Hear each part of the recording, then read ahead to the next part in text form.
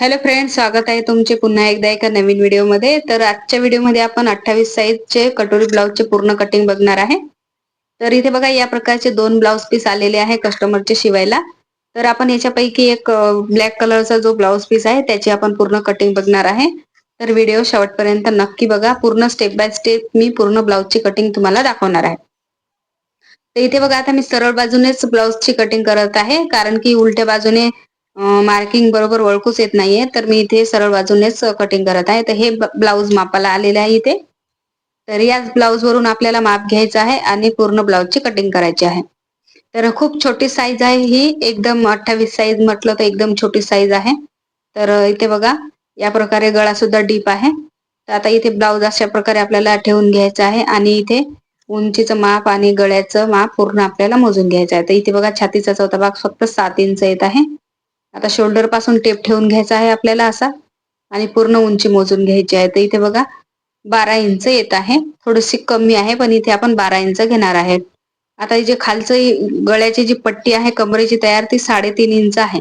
म्हणजे त्याच्यावरती जेवढा पण कपडा आहे तो आपला म्हणजे उंची आहे, तर त्याची उंची आपली गळ्याची उंची भेटली आपल्याला पाठीमागच्या. तर इथे बघा, आता समोरच्या भागाची आपल्याला या प्रकारे माप घ्यायचं आहे. तर हे बघा, किती वेगळ्या पद्धतीने कटिंग केलेलं आहे. आता समोरच्या गळ्याचं सुद्धा आपल्याला असं माप घेऊन घ्यायचं आहे. तर इथे 5 इंच येत आहे बघा या प्रकारे. तर आपल्याला 5.5 इंच माप घ्यायचं आहे. आता कमरेचा राऊंड अशा प्रकारे आपल्याला मोजून घ्यायचा आहे पूर्ण. तर जिथे आपण हुक लावतो ते कपडा आपल्याला सोडून द्यायचा आहे पट्टी, आणि हुक लावतो त्या बाजूला, त्याच्या बाजूला आपल्याला पूर्ण राऊंड कमरेचा मोजून घ्यायचा आहे. आता इथे डबल फोल्ड आहे आणि पाठीमागचा भाग मी कटिंग करत आहे पहिले. तर बंद बाजू आता इथे माझ्या साईडला आहे. तर पूर्ण उंची बघा आता 12 आहे, तर मी इथे 13 इंचावर मार्किंग केलेलं आहे. आता खालच्या बाजूने कपडा थोडा खालीवरी आहे, तर मी इथे मार्किंग करून घेत आहे एक सरळ या प्रकारे. आता आपल्याला शोल्डरचं माप घ्यायचं आहे. तर आता गळा पण डीप आहे आणि साईज एकदम छोटी आहे. तर आपल्याला 5 इंच शोल्डर घ्यायचे आहे या प्रकारे.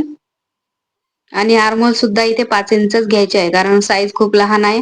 तर आर्महोल राऊंड खूपच कमी आहे. तर आपल्याला काय करायचं आहे, लहान साईज साठी जेवढं शोल्डर घेतलं तेवढंच इथे आर्महोल घ्यायचं आहे. तर मी 5 इंचावरच आर्महोल टाकले आहे. आता छातीचा चौथा भाग 7 इंच आणि साईडला 1.5 इंच शिलाई मार्जिन साठी टाकले आहे. पाठीमागचा जो आर्महोल राऊंड आहे तो फक्त 1 इंचावर दिलेला आहे या प्रकारे. आणि वरच्या बाजूला बघा, शोल्डरच्या मी 1 इंच लाईन म्हणजे एक लाईन एवढं आतमध्ये घेतला आहे. जो आपला आर्महोलचा राऊंड आहे तो एक थोडासा, एक काही 2 लाईन एवढा आतमध्ये घेतला आहे बघा.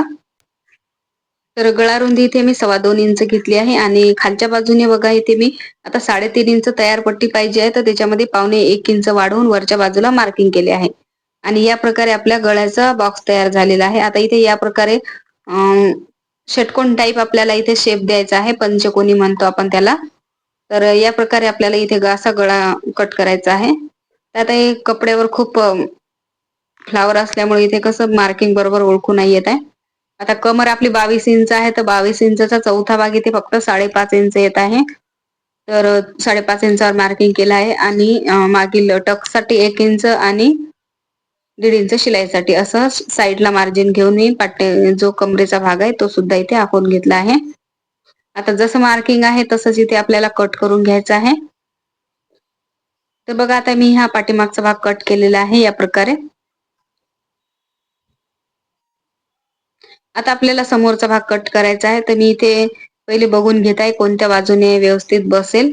तर कधी कधी आता कस्टमरला काय होते, डिझाईन नुसार सुद्धा पाहिजे, त्यांना उभ्यामध्ये पाहिजे, डिझाईन आडव्यामध्ये नकोय. पण आता कपड्याच्या याच्यानुसार आपल्याला कटिंग करावं लागते. आता इथे बघा, या प्रकारे ठेवलं तर आपल्याला बाही लांब आहे, तर बाहीमध्ये परत लांब कमी पडणार आहे. तर या प्रकारे असं नाही ठेवू शकत. तर मग मी परत बदलून घेतला आहे. आता कपडा फिरवून घेतला आहे आणि या बाजूला ठेवत आहे बघा. तर इथे आपल्याला खालच्या बाजूने जे क्रॉसपट्टी आपल्याला डबल मध्ये काढायचे ते सुद्धा भेटणार आहे, कारण खाली एक्स्ट्राचा कपडा आहे. तर आता जे पाठीमागचा भाग आहे तसा ठेवून घेतला आहे आणि मार्किंग करून घेतलं आहे सर्व बाजूने, जसं आहे तसंच. आता मार्किंग झाल्याच्या नंतर याच्यामध्ये बघा, हे जे पाठीमागच्या भागात आपण 1 इंच टक्स साठी घेतलं होतं तिथे आपल्याला कमी करून घ्यायचं आहे समोरच्या भागात, आणि गळा रुंदीचं माप टाकून घ्यायचं आहे. आता याच्यामध्ये अजिबात मार्किंग काहीच ओळखू येत नाहीये, पण तरी पण आता मी सांगत आहे तर थोडं समजून घ्या. आता इथे क्रॉसपट्टी मोजून घ्यायची आहे. तर बघा हुकाच्या साईडला 3.5 इंच येत आहे आणि फिटिंगच्या साईडला 2.5 इंच येत आहे. तर बघा दोन्ही बाजूने आपल्याला क्रॉसपट्टीचे मार्किंग घ्यायचे आहे या प्रकारे. आणि इथे क्रॉसपट्टीचा जो शेप आहे तो असा देऊन घ्यायचा आहे आपल्याला या प्रकारे. आता समोरच्या आर्महोल साठी आपल्याला 1/2 इंच आतमध्ये राऊंड करून घ्यायचा आहे. समोरच्या गळ्याची उंची 5.5 घ्यायची आहे. बघा 5 इंच तयार आहे तर मी 5.5 इंच घेतली आहे. तर गळ्याची रुंदी जी आहे ती 2.5 इंच घेतली आहे मी खालच्या बाजूने आणि वरच्या बाजूने 2.25 इंच घेतली आहे.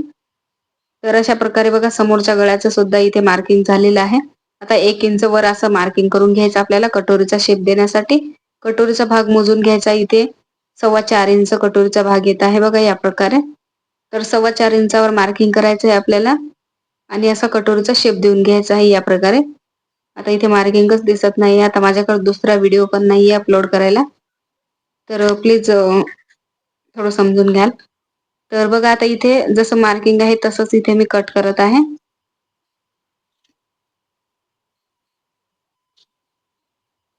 आता हे कट झाल्याच्या नंतर आपल्याला बाहीचं कटिंग करायचं आहे आणि नंतर कटोरीचा जो भाग आहे तो आपल्याला दुसऱ्या कपड्यावर वाढवून घ्यायचा आहे.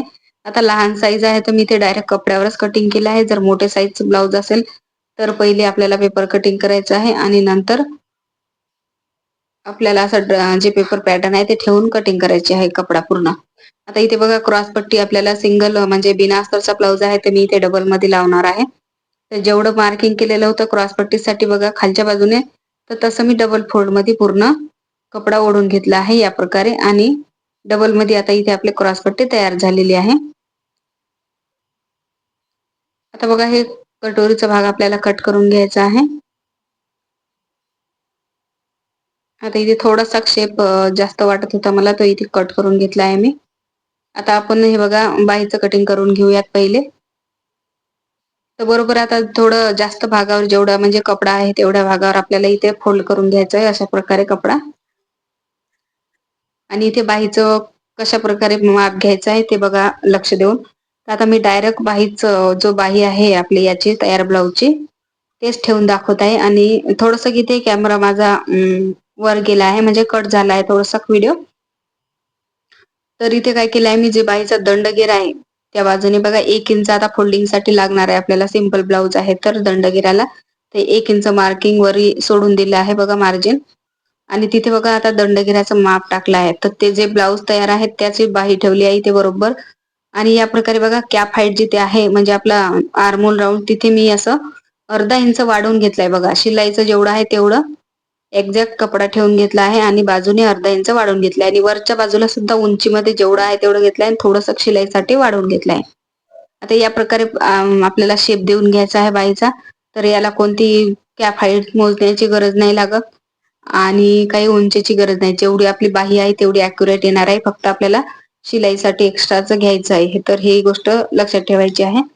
तर बघा इथे आपल्या बाहीची घडी निघलेली आहे आणि कॅप हाईट निघलेली आहे. तर अशा प्रकारे आपण बाहीची जर मापाला ब्लाऊज आलेला असेल तर या प्रकारे आपण बाहीची कटिंग करू शकतो. तर आता इथे बघा 1 इंच जिथून कपडा ठेवला होता मी तिथे असं क्रॉस कटिंग केलं आहे कारण ही पट्टी आपल्याला फोल्ड करायची आहे. आता 2 भाग मी मागे ओढून घेतले आहे या प्रकारे आणि समोरच्या भागाला इथे शेप दिलेला आहे.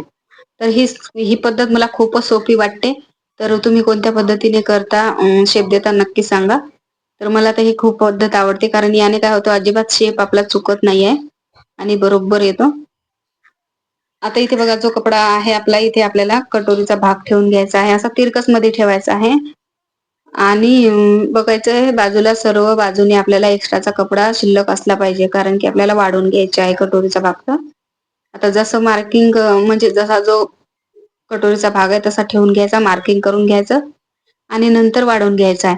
तर आता इथे बघा एकदम छोटी साईज आहे म्हणजे कप साईज काहीच नाहीये एकदम कमी आहे. तर मी जे आपले हुक साईड असते त्या बाजूने फक्त 1/2 इंच वाढवला आहे आणि आपल्या जे फिटिंगची बाजू आहे त्या बाजूने 1 इंच वाढवून घेतलाय. आता दोन्हीचा सेंटर काढलाय आणि 1 इंचावर खाली मार्किंग करून घेतला आहे. तर आपली कटोरी एकदम परफेक्ट बसणार आहे. जर खालच्या बाजूने जास्त मार्जिन घेतलं आणि वरच्या साईडला जर दोन्ही बाजूने जास्त वाढवून घेतलं तर कटोरी लूज पडते. तर त्यासाठी काय करायचं आहे, छातीच्या भागावरून आपल्याला व्यवस्थित कटोरीचं मार्जिन वाढवून घ्यायचं आहे. आता दोन्ही भागाला बघा इथे थोडं थोडं मी वाढवून घेतलं आहे आणि म्हणजे शिलाईसाठी आणि कटोरीचा असा शेप देऊन घेतला आहे. आता जसं मार्किंग केलेलं आहे तसंच इथे कट करून घेतलेलं आहे. तर आता मला लगभग या ब्लाऊजला कटिंग करायला फक्त 22 मिनिटं लागलेली आहेत. आता मी इथे डबल याच्यामध्ये केलेलं आहे, स्पीडमध्ये वाढवलं आहे.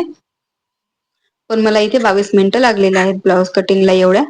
तर लहान साईज आहे तर पटकन कटिंग पण होते आणि स्टिचिंग पण खूप लवकर होते. तर बघा अशा प्रकारे आता हे पूर्ण ब्लाऊज आपलं झालेलं आहे कटिंग. तर आता हे पॅटर्न मी ठेवून दुसरा जो ब्लाऊज पीस आहे साधा, ते सुद्धा कटिंग करून घेणार आहे, कारण हे ब्लाऊज मला आज संध्याकाळपर्यंत कंप्लीट करून द्यायचे आहे. तर बघा व्हिडिओ कसा वाटला तुम्हाला. या प्रकारे आता हे ब्लाऊज पूर्ण शिवून तयार झालेला आहे मी, आणि तयार झालेल्या ब्लाऊजचं मी इथे बघा शूट केलेलं आहे थोडंसं, कारण की स्टिचिंग करताना शूट करायला जमलं नाही मला, कारण अर्जंटमध्ये होते ब्लाऊज. तर बघा या प्रकारे आता एकदम छोट्या साईजचं ब्लाऊज इथे पूर्ण स्टिचिंग झालेलं आहे. तर खूप छान इथे फिनिशिंग आलेली आहे. आता हा कपडा थोडासा कडक आहे, पण तरी पण खूप चांगली इथे फिनिशिंग आलेली आहे. तर व्हिडिओ कसा वाटला तुम्हाला कमेंटमध्ये नक्की सांगा, आणि जर आवडला असेल तर लाईक, शेअर आणि चॅनलला सबस्क्राईब नक्की करा. पूर्ण व्हिडिओ बघितल्याबद्दल खूप खूप धन्यवाद. पुन्हा भेटूया पुढच्या व्हिडिओमध्ये.